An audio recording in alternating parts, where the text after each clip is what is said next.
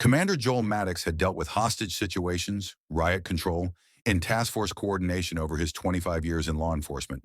But he never expected his toughest negotiation to take place in a residential HOA meeting over a warehouse access road.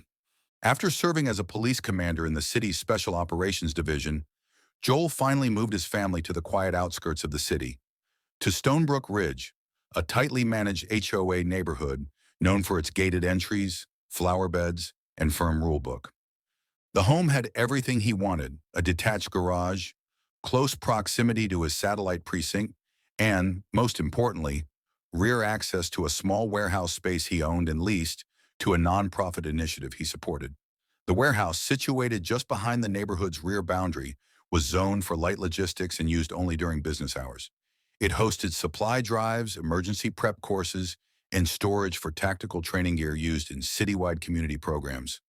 It was low traffic, well kept, and city permitted. But to reach the warehouse, Joel used a back access road that cut briefly through Stonebrook's private lane, an easement that had been part of the land deed long before the HOA was established. That didn't stop the HOA from trying to block him. One Monday morning, he found a bright orange sign posted at the start of the easement road: "No through access, private roadway, violators will be fined." By noon, an official letter from the HOA arrived. "Commander Maddox, you are hereby notified that continued use of the Stonebrook Ridge private roadway for commercial or warehouse access constitutes trespassing under Section 5.2 of the HOA's Community Charter. Please cease all use immediately. Failure to comply will result in daily fines and legal proceedings." Joel sighed.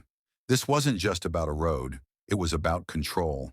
The HOA had no idea that the easement had been recorded and grandfathered in before Stonebrook Ridge had paved its first curb. They also had no idea who Joel Maddox was. He didn't confront them emotionally. That wasn't his style.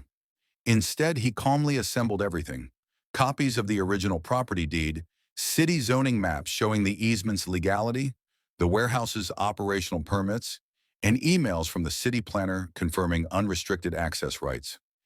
He sent the package to the HOA president, Ruth Darnell, a stickler for preserving the community's aesthetics, who had spearheaded the roadblock effort.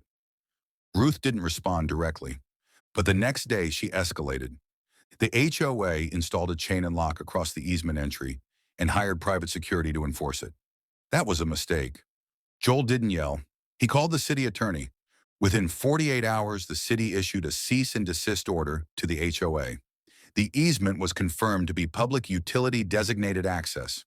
Blocking it was not only a violation of municipal code, it bordered on criminal obstruction. Then Joel made a brief appearance at the next HOA board meeting, in uniform. "I understand the desire to protect your neighborhood," he said calmly, scanning the room. "But what you're doing is illegal. That warehouse supports public safety efforts, nonprofit storage, and emergency logistics. And this easement has stood legally for years. I know.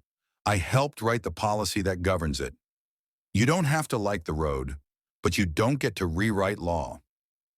The room was silent. The security company left. The chain was removed. And Ruth Darnell? She offered a terse apology before stepping down from the board later that month. Today, the warehouse continues to run smoothly, its volunteers distributing supplies and preparing for city drills. And the access road remains open, a quiet symbol that knowledge of the law outweighs even the loudest gatekeepers. In Stonebrook Ridge, people now nod respectfully when they see Commander Maddox, a neighbor, a protector, and the man who reminded them all that the law isn't optional just because there's a fancy HOA letterhead.